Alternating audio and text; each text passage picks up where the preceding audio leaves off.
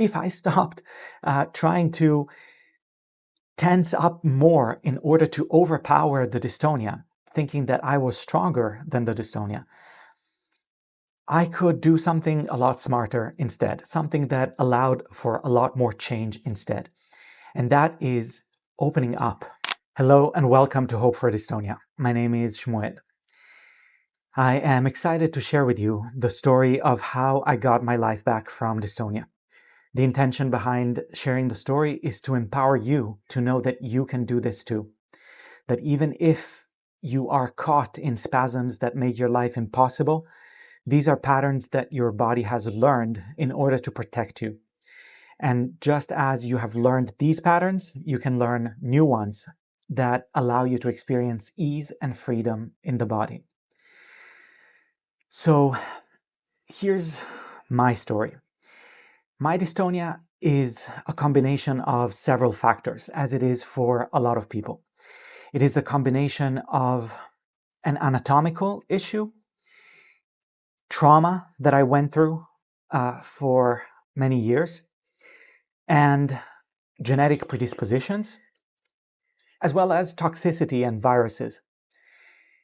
And all of these factors are important, and if you check out some of the other videos in the Hope for Dystonia channel, you'll see that I have a video on the causes of dystonia, for example. So if you're interested, you can check that out.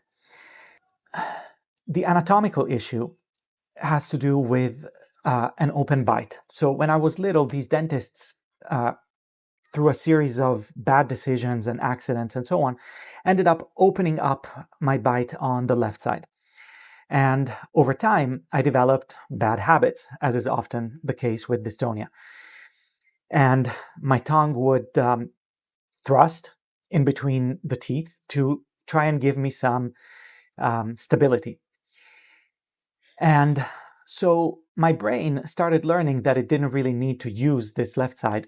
It needed to just overuse the right side. And it learned to spasm there excessively.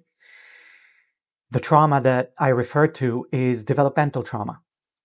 Growing up with parents that did their very best, but who themselves did not receive what they needed growing up, and so couldn't give me what I needed in order to develop a nervous system that is resilient and that is healthy and that knows how to stay regulated rather than spiking from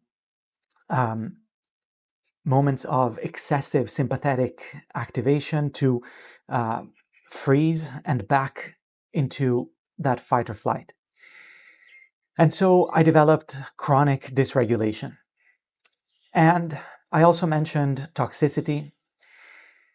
I have, like many people with neurological disorders, a predisposition to accumulate heavy metals and to accumulate toxins. And this in turn feeds viruses that harm the nervous system. And that is also something that we often see in people with neurological disorders. All of these things were at play for me. And the issue with the toxicity is in great part due to a genetic predisposition. Again, something that is common in people with neurological disorders.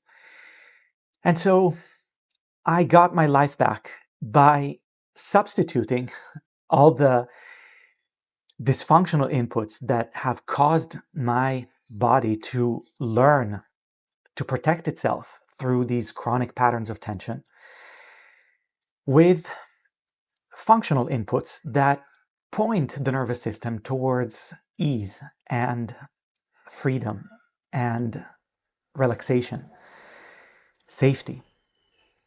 And it took a while, but it worked, because the truth is that the nervous system is plastic. The brain is plastic. It knows how to learn and adapt. Yes, even when we're adults.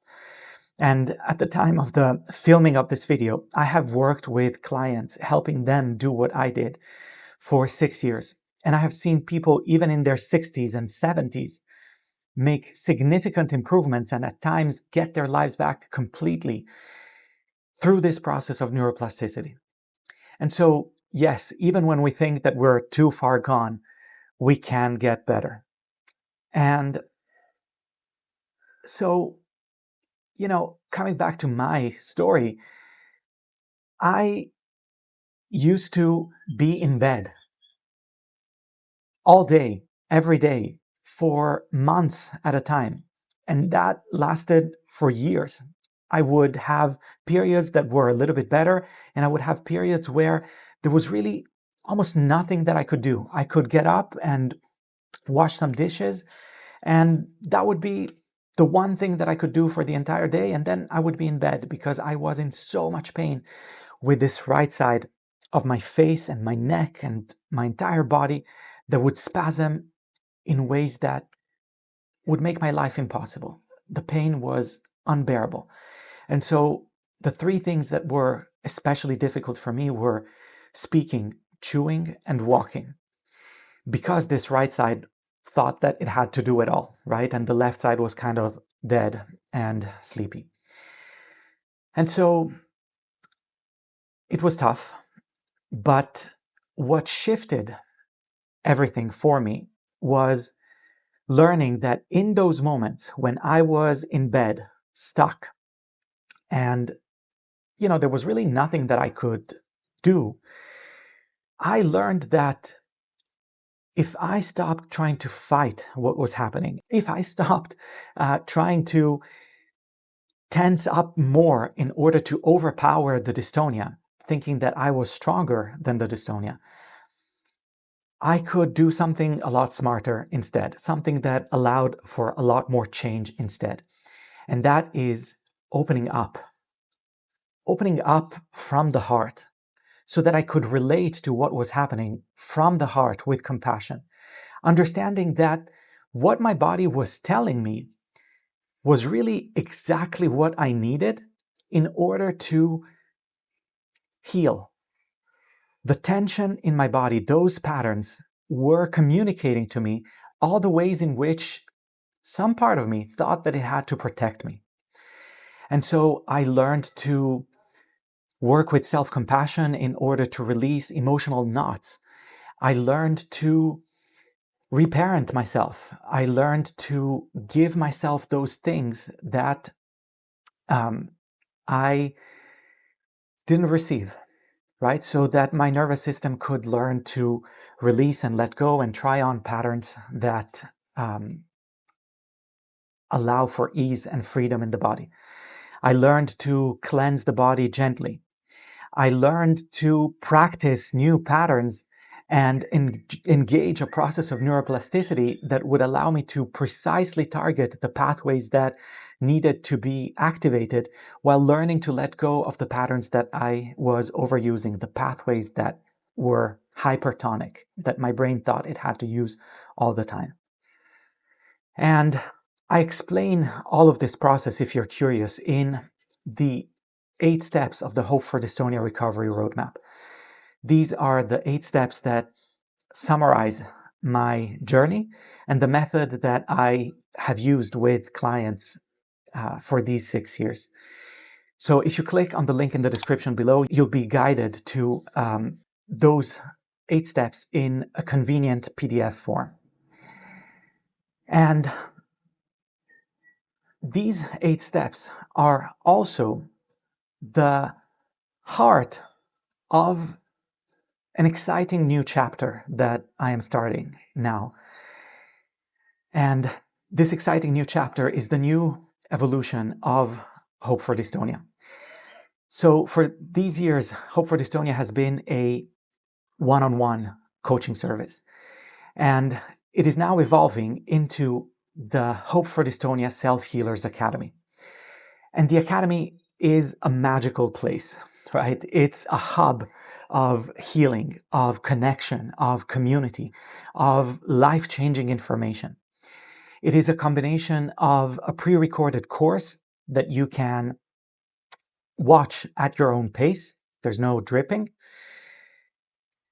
A combination as well of live coaching so that we can refine and deepen this work and connect with one another. And that is also, of course, the heart of the community component, being able to be on this path with other people who also want to reconnect with their bodies from the heart. Other people who understand that we are not victims of our circumstances. We can take our lives back if we choose to be in the driver's seat of our nervous system's journey of healing. And so, if this speaks to you, I warmly invite you to check out the link in the description below. It'll lead you to those 8 steps of the recovery roadmap. There is no obligation whatsoever to sign up for anything. It is completely free, and I promise we don't spam. So I hope to see you in there. In the meantime, much love, and remember, this is your body and you can do this. See you soon.